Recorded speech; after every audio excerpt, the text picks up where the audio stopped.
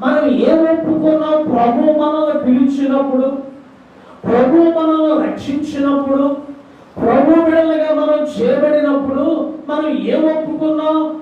సత్యవర్తనుడైన మన పరిశుద్ధ దేవుడైన మన రక్షకుడైన యేసు పిలుపుకు లోబడి ఉంటామని మనం ఒప్పుకున్నాం కదా.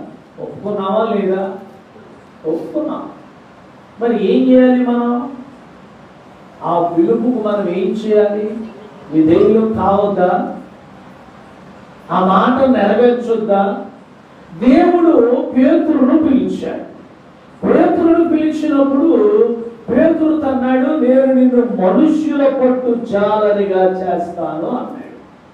ఈ మాట చెప్పినప్పుడు పేతురు ఏం చేయాలి?